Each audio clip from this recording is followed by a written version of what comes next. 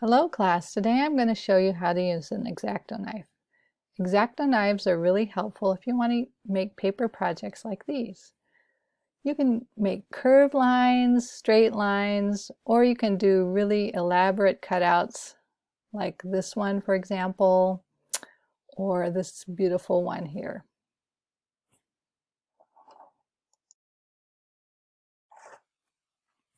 For this project, you're going to need some paper, a self-healing cutting mat, or in a pinch you can use the back of a sketch pad, a metal ruler, this works best, and an X-acto knife. First I want to show you how to use the blade. So the first thing you want to do is make sure you have a sharp blade. If you have a new knife, your blade should be sharp. If not, unscrew the top counterclockwise, get a new blade, insert it into the slot in the top, and then tighten it securely, and you're ready to go. The next thing I want to talk about is cutting angle.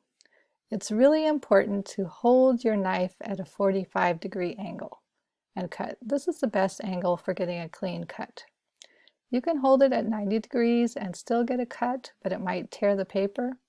If you hold it at a lower angle, it will not cut. You can see it's not touching the paper. Next step is the actual cutting. So you're going to take your metal ruler and place it on the side that you want to keep. In this case, I want to save the bigger piece of paper, so if I make a mistake, I'm not going to cut into the paper.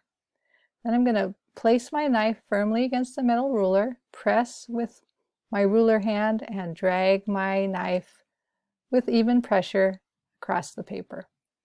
Remember, I'm going to keep my knife at a 45-degree angle.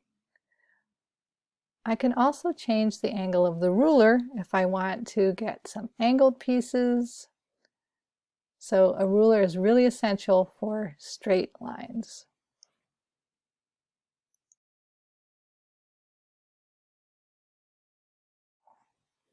Okay, the next thing I'm going to show you is freeform cutting. You're going to hold your X-acto knife at a 45-degree angle and apply firm pressure to the knife. You want to keep moving your hand so that both cuts meet. You can use the tip of your X-acto knife to remove small scraps of paper.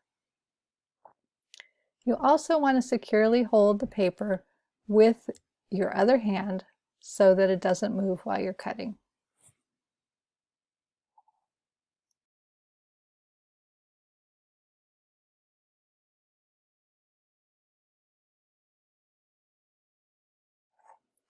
All right, so the last thing you want to do is protect yourself and your blade. You're going to remove your blade by, again, unscrewing the top part. You're going to insert the sharp point of the blade into the slots at the top, and you're going to secure that, and now you can store your blade and it will not cut you with a sharp point.